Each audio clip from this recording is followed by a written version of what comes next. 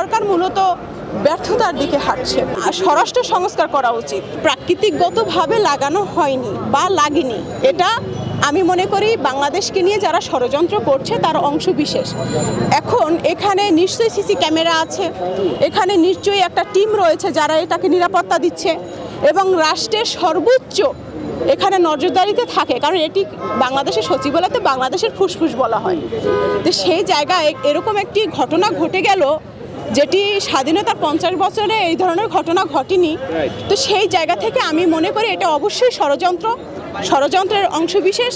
যে বা যারা বাংলাদেশকে নিয়ে নীলনকশা আঁকছেন তারাই এই কাজটি করেছে। এবং ভারতের যে রয়েছে এবং ভারতের যে গুজরাটের কসাইখ্যাত টেরোরিস্ট মোদি রয়েছেন, সেই মোদির এখানে স্বপ্ন যেহেতু লালায়িত হচ্ছে না এবং মোদির আমলে এখানে বাংলাদেশের শেখ হাসিনা ছিলেন, তো মোদির কাছে রাজ্য মুখ্যমন্ত্রীর মতো আর কি, একটি রাজ্যের মুখ্যমন্ত্রী সেই হিসেবে উনি ভূমিকা পালন করেছেন।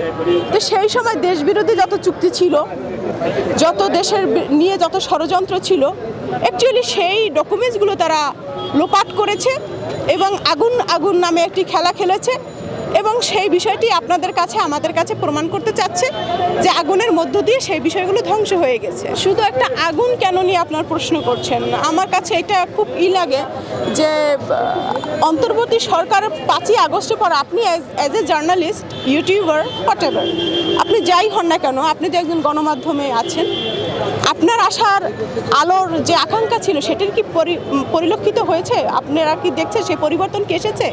হয়নি। তো চাল তো আমরা একা খাই না, সাংবাদিকরাও চাল খায়। তেল আমরা খাই না একা, আপনারাও খান।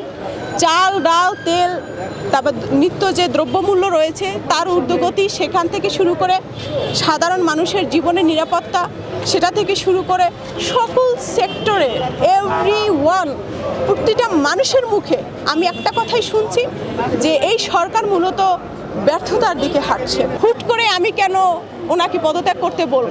স্বরাষ্ট্র সংস্কার করা উচিত। স্বরাষ্ট্র উপদেষ্টা বাংলাদেশের আইন শৃঙ্খলা রক্ষাকারী বাহিনী এবং বাংলাদেশের নিরাপত্তা দিতে ব্যর্থ হয়েছে বলে আমি মনে করছি।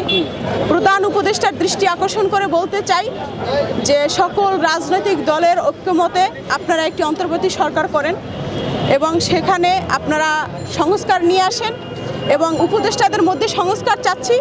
তবে একটি কথা বলতে চাই ভাই, এই ইউনূস সরকার ব্যর্থ হলে ব্যর্থ হবে ফাতিমা তাসনিম, ব্যর্থ হবে আপনাদের মতো সাংবাদিক, ব্যর্থ হবে বাংলাদেশের সাধারণ কৃষক জনতা।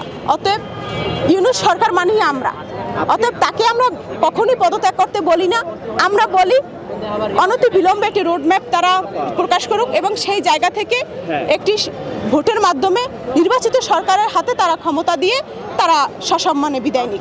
সভানেত্রী চলে গিয়েছেন, কিন্তু তার দোসররা রয়েছে। তার আমলে যাদেরকে প্রমোশন দেওয়া হয়েছে, তার আমলে যাদেরকে নিয়োগ দেওয়া হয়েছে, তারা কি নেই?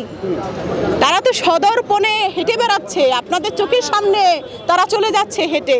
তারা বীর দর্পণে সচিবালয় থেকে ঢুকে যাচ্ছে। আমরা ওটিপি ছাড়া ঢুকতে পারি না, কিন্তু তাদের ওটিপি লাগে না, তাদের স্পেশাল তাদের লোক আছে, তারা এসে রিসিভ করে নিয়ে যায়। আপনারা ডিটেকটিভ জার্নালিস্ট যারা আছেন তারা একটু খোঁজ করুন, আপনারা পেয়ে যাবেন।